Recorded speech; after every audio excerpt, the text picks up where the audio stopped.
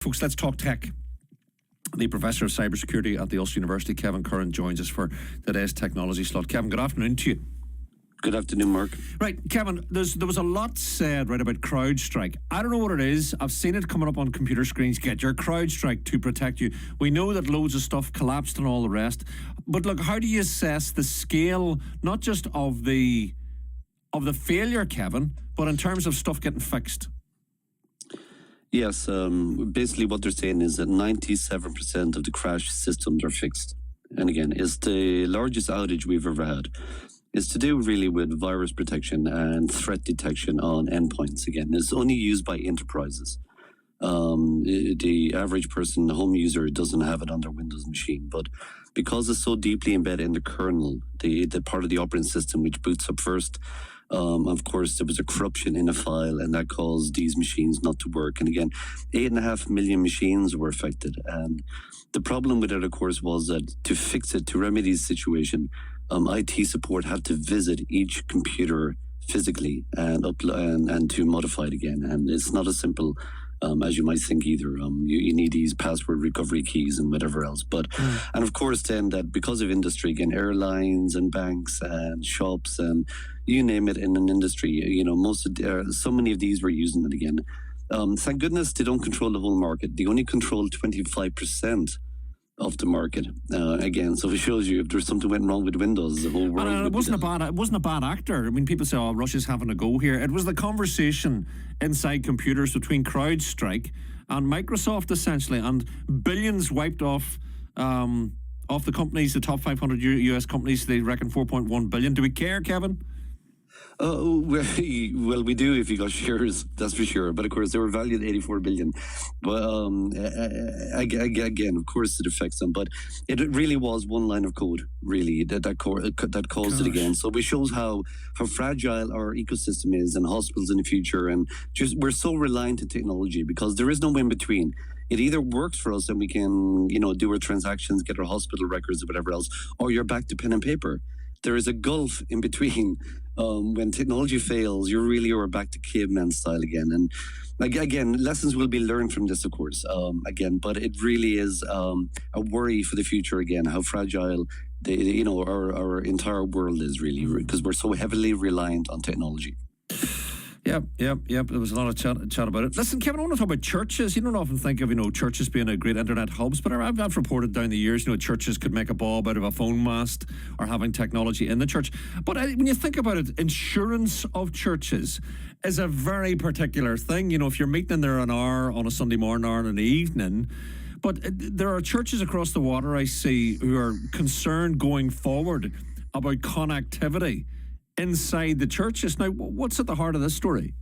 Yeah, the BBC have reported on rural churches in Gloucestershire, but of course it's just there, but this is globally really in Ireland, England. The fact is, of course, less and less of us are carrying cash. So therefore, we've done it for generations, for hundreds of years in our churches, that you tithe to the church. When you go to church, the basket is passed around and you take out your coins or your cash and you put in.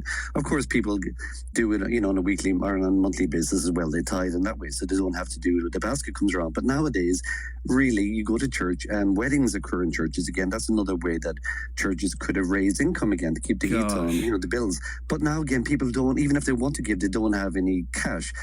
So therefore, churches are finding that, and also, like a lot of churches, again, which are in cities or whatever else, are able to take electronic payments and have handheld mobile terminals and whatever else, and other ways of doing it. But churches in rural locations are finding that they can't install broadband into their church for some reasons. Maybe they're listed or have the walls or whatever else. But again, that they're finding that that their income is just falling off. Have you seen this? People bringing credit cards out in church. I mean, I'm just looking. Catherine, the church warden over in Gloucester, says the walls are very thick.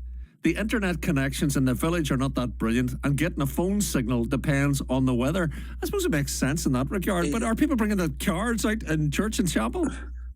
Well, it's funny. I mean, I could have fixed it for them. Well, first of all, they could have done it. They could have done it with like a lead out the window to a Starlink satellite as well. That would cure it in one way. But also as well, you can get mobile payment terminals, especially from the leading provider, which is run by Irish guys, Square. And you can take payments with this terminal, even if you've no internet in a region, or if you're in a car boot sale or whatever else. And then you have 24 hours to go online, and then all the payments are uploaded again. So that will solve the problem.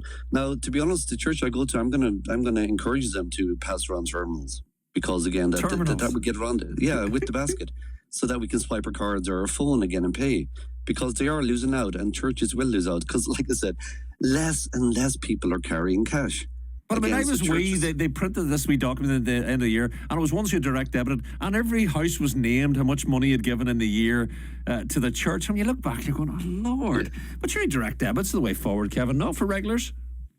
Yeah, but see, okay, with the church. Or do you want to be seen to give? Look at him and his credit card and his fancy machine giving 20 quid, you know? I don't think, well, hopefully, I don't think, again, hopefully the church I go to, that people are, don't want their acts to be seen, that they do it in secret.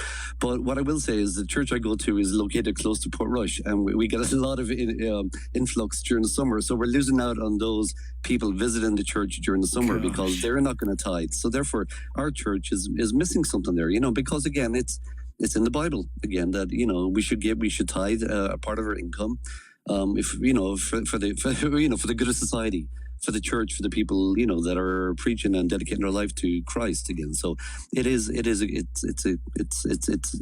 biblical to tithe. Well, there you go. But you need the gadget to do it in the first place. Very good. Kevin, listen, I appreciate that. Thank you for that. In for Emma this week, Professor Kevin Curran there, Professor of Cybersecurity at the Ulster University, McGee.